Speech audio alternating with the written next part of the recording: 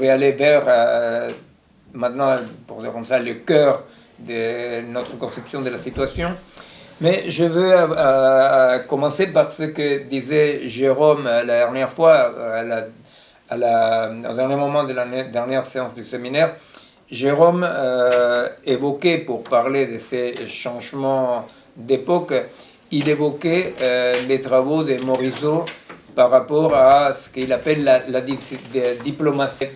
Il évoquait ça, dans lequel, effectivement, Morisot, il fait comme nous, il va dire la fin de l'anthropocentrisme, la fin de l'humanisme, de la modernité, a comme parmi les éléments qui montrent ce changement, a l'effet de que, effectivement, les humains se rendent compte qu'ils ne sont pas les seuls vecteurs, n'est-ce pas, qu'il n'y a pas les humains et la nature inerte ou mécanique, n'est-ce pas, sinon que tout à coup on se rend compte qu'il y a d'autres vecteurs. Alors, je disais que oui, que j'ai lu presque tous les livres de Morisot, je trouve très intéressant et très bien écrit d'ailleurs, mais que c'est un autre niveau dans lequel nous parlons, dans lequel ça inclut effectivement les travaux très intéressants de Morisot, mais nous avons parti l'avant-dernier séminaire, quand on a commencé ces blocs-ci, nous sommes partis de la fameuse phrase de Heidegger,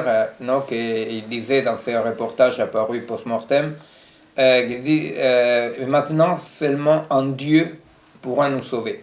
Non, et nous, on disait effectivement cette phrase de Heidegger, il faut la comprendre dans le sens justement de la conscience qui prend Heidegger, à un moment donné, au-delà de l'antipathie de ce personnage, de que la technologie, la haute technologie,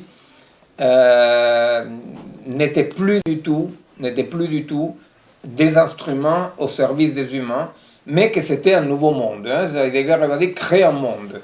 Et nous, on disait c'est une nouvelle maison, c'est-à-dire l'ensemble des vivants a déménagé, nous sommes dans une nouvelle maison, et cette nouvelle maison, on a du mal. C'est-à-dire, on a du mal. D'abord, elle est très peu amiable, cette nouvelle maison. Il y a plusieurs espèces qui n'ont pas résisté des déménagements, ne sont plus là. Et nous-mêmes, on se cogne contre les murs, on ne sait pas... Bon. Mais un des éléments de cette nouvelle maison, effectivement, de ces grands changements, c'est effectivement cette perte de l'illusion du récit qui disait nous les humains, nous sommes causa sui. C'est-à-dire on a remplacé les dieux et causa sui, ce sommes nous. C'est-à-dire nous sommes ceux qui agissons non surdéterminés.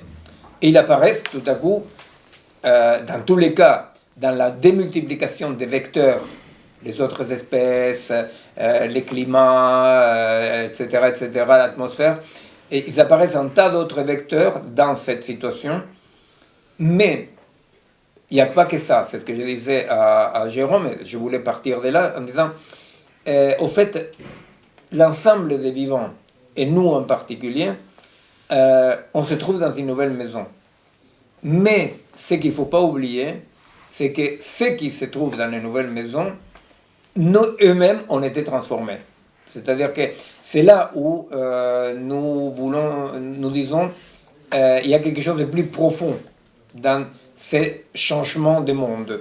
Dans ces changements de monde, l'humain en tant qu'humain ne reste pareil que l'humain dans la modernité. Mais non pas dans une subjectivité, n'est-ce pas? C'est-à-dire dans ce nouveau mode d'individuation, il ne s'agit pas d'une subjectivité différente, il ne s'agit pas d'une opinion ou une façon de voir le monde différente. Il s'agit effectivement d'un changement de point de vue, oui, mais des points de vue matériels. Non, c'est ça que nous voulons étudier, c'est-à-dire de dire, effectivement, dans quelle mesure et à quel point ce qui est changé regarde effectivement la matérialité même de notre être au monde, non, et non pas la subjectivité.